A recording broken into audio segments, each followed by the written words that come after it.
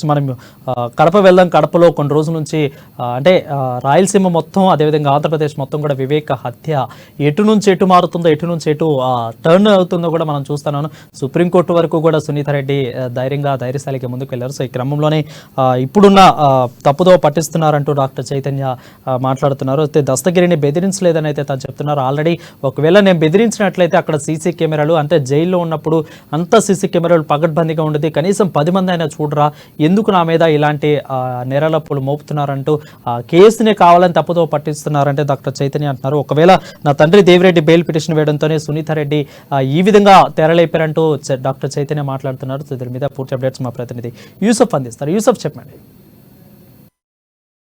Thank you Varun. AP వ్యాప్తంగా కూడా గత ఎన్నికలకు ముందు జరిగినటువంటి వైఎస్ వివేకానంద రెడ్డి మాజీ మంత్రి వైఎస్ సోదరుడు సంబంధించిన హత్య కేసు పూర్తి స్థాయిలో సంచలనం సృష్టించింది. ఈ హత్య కేసుకు సంబంధించి అప్రూవర్ గా ఎవరైతే దస్తగిరి మారారో ఆయన కేవలం సిబిఐ అధికారులు ఇచ్చినటువంటి ప్రోద్బలంతోనే మారారని చెప్పేసి ఇవాళ దేవిరెడ్డి శంకరెడ్డి కుమారుడు దేవిరెడ్డి చైతన్య ఒక ప్రకటన విడుదల చేశారు. తనపై అభియోగాలు మోపుతూ ఉన్నారు. ఈ హత్యకు తమకు ఎటువంటి సంబంధం లేదు, కావాలని చెప్పేసి తన తండ్రిని ఈ హత్య కేసులో ఇరికించారు. ఇప్పటికి కూడా ఇబ్బందులు కలిగిస్తా ఉన్నారు.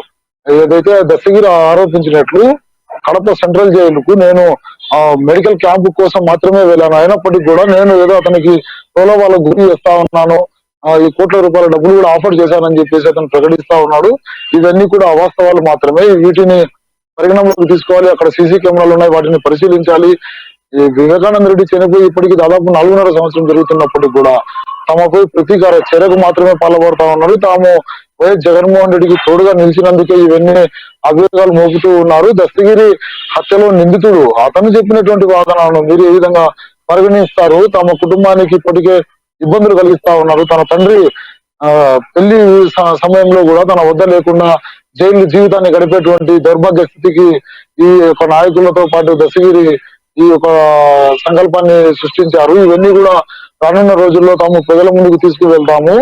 ఆ చట్టానికి ఎవరు అతిథులు గారు. ముద్దాయిగా ఉన్నటువంటి దస్తగిరి తమపై ఆరోపణలు చేయడము, దానికి తోడుగా సునీత కూడా సహకరించడము ఎంతవరకు ఇది న్యాయం అన్నటువంటి న్యాయస్థానంలోనే మేము దీన్ని కూడా ప్రశ్నిస్తాము. దస్తగిరి చేసినటువంటి ఆరోపణలు ఎంత మాత్రం వాస్తవం లేదు.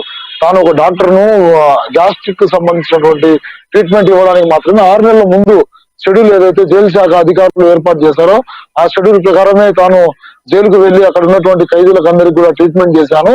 దస్తగిరి ప్రత్యేకించి తన వద్దకు వచ్చాడు, తను ప్రలోభాలకు లోను చేశారని చెప్పి ఆరోపిస్తా ఉన్నాడు. అక్కడ సీసీ కెమెరాలు ఉన్నాయి, అన్ని కూడా పరిశీలించవచ్చు. ఏదన్నా తప్పు చేసి ఉంటే అటు జైలు శాఖ అధికారులు కూడా తనపై కేసు పెట్టడానికి అవకాశం ఉంది. ఇవన్నీ కూడా న్యాయస్థానం పరిగణలోకి తీసుకోవాలి. జైలు నుండి బయటకు వచ్చాక రిమాండ్ ఖైదీగా ఉన్నటువంటి దస్తగిరి ఈ విధమైనటువంటి ప్రకటన చేయడం వెనక కొంతమంది రాజకీయ నాయకుల ప్రమేయం ఉందని చెప్పేసి చైతన్య కూడా ఆరోపిస్తున్నటువంటి పరిస్థితి ఎవరైంది.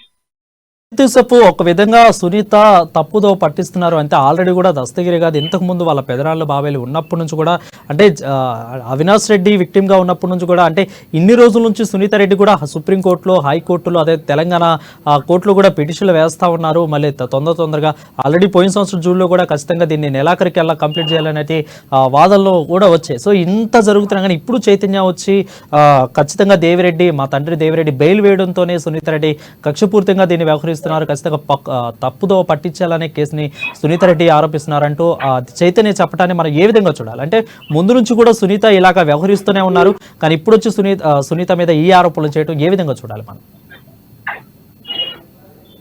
వాస్తవం వరుణ్ ఏంటంటే గతంలో వివేకానంద రెడ్డి హత్య కేసు జరిగిన సందర్భంలో సునీత సుప్రీంకోర్టును ఆశ్రయించారు. తన తండ్రి న్యాయం జరగలేదు. తన తండ్రి హత్య కేసులో పూర్తిగా నిందితులందరూ కూడా రోడ్లపై తిరుగుతున్నారు, ప్రజాప్రతినిధులుగా కొనసాగుతా ఉన్నారు. ఎంపీ అవినాష్ రెడ్డి ప్రమేయం ఉంది, జగన్మోహన్ రెడ్డికి తెలిసే ఈ హత్య జరిగిందని చెప్పేసి ఆమె ఆరోపిస్తున్నటువంటి నేపథ్యం. అప్రూవర్ గా మారిన దస్తగిరి రెడ్డి ఏ విధంగా 24 గంటల్లోనే అప్రూవర్ గా ఎట్లా సిబిఐ అధికారులు అతన్ని పరిగణించారు, అతనికి బెయిల్ అపోజ్ విషయంలో ఎట్లా ముందుకు వెళ్లారు అని చెప్పేసి ఇప్పుడు చైతన్య ప్రశ్నను ఉత్పన్నం చేస్తా ఉన్నారు.